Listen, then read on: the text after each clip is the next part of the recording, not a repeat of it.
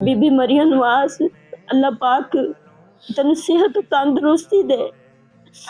मैनू पता चले है कि बीबी मरियम नवाज तेरी तबीयत ठीक नहीं है। मैं अल्लाह से अगे दुआ करांगी कि अल्लाह पाक तेन मेरी भी जिंदगी दा ला दे, मेरे बच्चियां दा हक मेरे बच्चियां नू दिला दे। बीबी मरियम नवाज मैं तेरे अगे हाथ जोड़दी हां। अल्लाह ने तेन बड़ी हिम्मत और कुव्वत दी, अल्लाह ने एडी सोहनी तेन इज्जत दी है बीबी मरियम नवाज।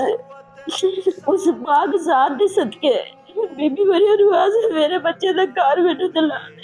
इधर एक वकील है जिसे डिस्ट्री हमने करवानी थी, उसको दिए 40,000 रुपए। उसने उस वक्त 70,000 रुपए उसने लेना था। ये 5 साल की बात है।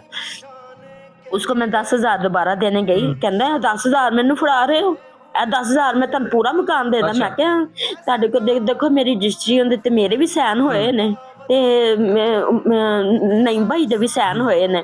ते कहंदा पहले उन्हें पूरे 4.25 लाख रुपया होर देवो, ठीक है, ते मेरे पूरे पैसे देवो ते फिर तुसी मेरे नाल गल करना। अच्छा ਤੁਹਾਡੀ सारी गल्लां मैं मान लेना ते वो जो सामने बैठे ने जो इस कैमरे के पीछे है, इस कैमरे के पीछे लाखों की तादाद में दुनिया है, उनको हम कैसे मनाएं कि ये आपका अपना घर है, आपके पास कोई एविडेंस है?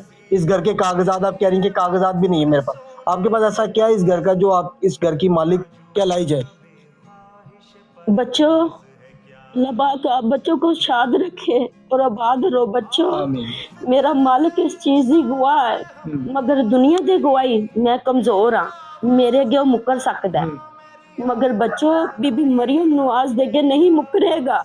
उहदी जिस टीम उन्होंने फड़ेगी, जिथे मैं उन्होंने लैके जावांगी, वो खुद कागज कट के देंगे। मैनू नहीं ना मिलते बच्चों, मैनू नहीं ना मिलते। मेरे को पैसे मंगते ने बहुत सारे, जेडे नहीं मेरे को